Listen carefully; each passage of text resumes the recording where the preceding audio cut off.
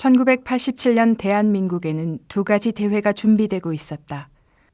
하나는 영원한 집권을 위해 정부와 민정당이 노태우 대표를 대통령 후보로 추대하는 전당대회였고, 다른 하나는 박종철 군 고문살인 은폐를 규탄하고 민주주의를 위한 호헌철폐를 요구하는 국민대회였다.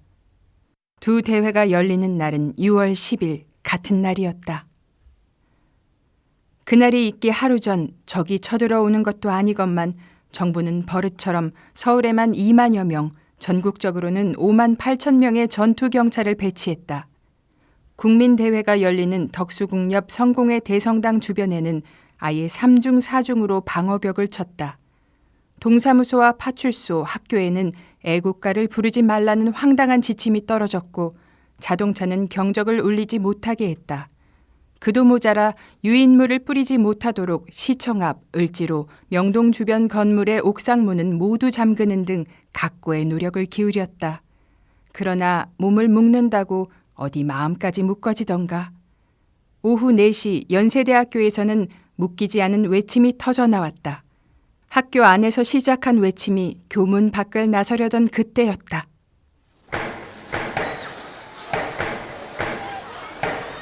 경찰은 학생들을 향해 최루탄을 쐈고 그 불행은 대학생 이한열의 머리에 박혔다. 세브란스 병원 응급실로 실려간 이한열은 사경을 헤매었다. 전두환 만세! 노태우 만세! 전두환! 노태우! 전두환! 노태우! 전두환! 노태우! 그날 6월 10일 잠실체육관에서는 환호가 호헌철폐 독재 타도! 호헌철폐 독재 타도!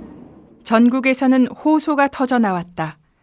학생들이 공부는 안 하고 시위한다고 혀를 차던 시민들도 이번만큼은 학생들과 함께 외쳤다. 점심시간에 회사를 나온 직장인들도 넥타이를 휘날리며 함께 외쳤다. 더 이상 이 독재 정권 앞에 학생들만 앞세울 수 없음을 통감한 지 오래였다. 전두환 정권에 등 돌린 민심은 하나의 큰 외침이 되었다. 그거는 정말 그때말로 이게 참 민심은 전심이라는 이런 말도 있고, 민중의 힘이라는 게 정말 이것이 순수하게 어떤 민중이 국민들이 말이죠, 무슨 뭐 정권을 탐한다는 이런 게 아니고 진짜 그 나라에 우리나라가 받아들여서 나온 좀 평화스러운 인간다운 나라, 민주화된 나라가 되는 그런 간절한 소망에서 할 때는 이 힘이 이렇게 대단하구나 하는 것을 느꼈어요. 강제로 입이 틀어막혔던 탄광 속 카나리아처럼 공포정치에 입이 막혔던 국민들은 다시 힘차게 노래했다. 한 목소리로 민주화를 외쳤고 그에 맞춰 저녁 6시 정각 성공회 대성당 종소리가 울렸다. 애국가가 불렸고 동해물과 백두산이 마르고 닳도록 거리의 모든 차들이 경적을 울렸으며 와사 우리나라 만세 무궁화사 사람들은 박수를 쳤다. 화려한 산 대한 사람 대한으로 길이 보전하세.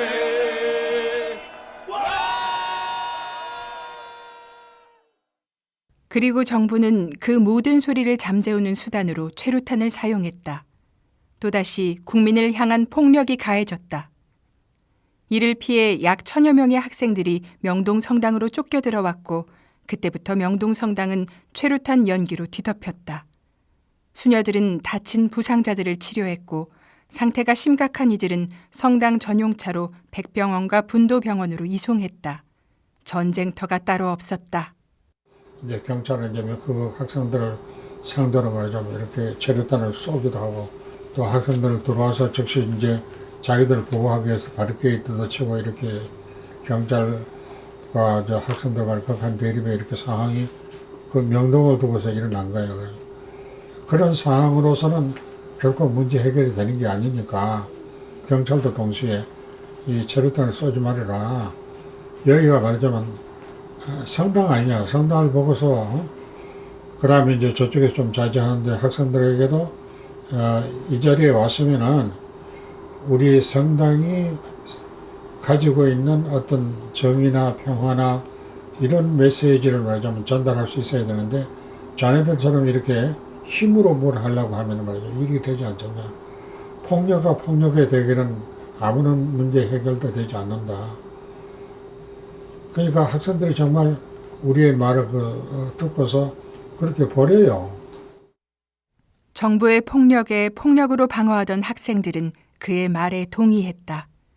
폭력을 잠재운 그는 이제 조율자 역할을 해야 했다.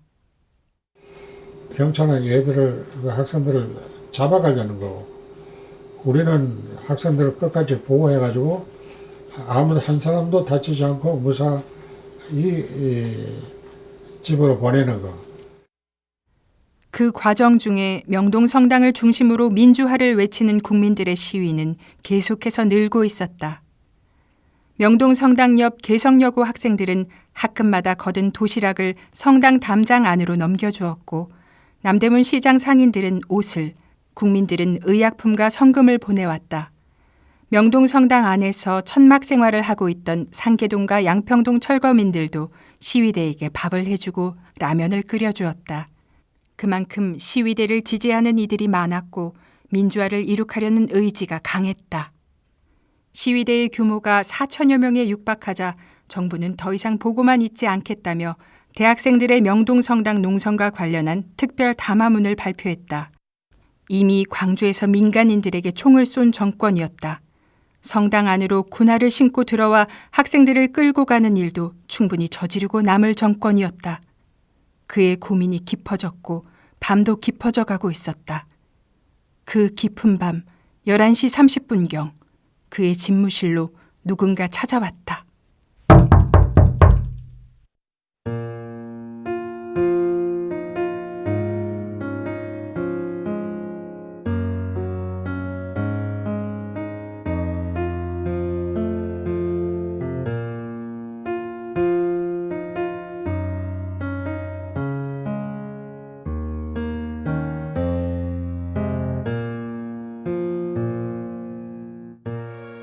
김수환 추기경 손정 10주년 특집 라디오 드라마 바보 김수환. 이 프로그램은 가톨릭대학교 김수환 추기경 연구소, 재단법인 바보의 나눔, 학교법인 가톨릭 학원이 함께하며 여러분의 소중한 방송 선교 후원금으로 제작됩니다.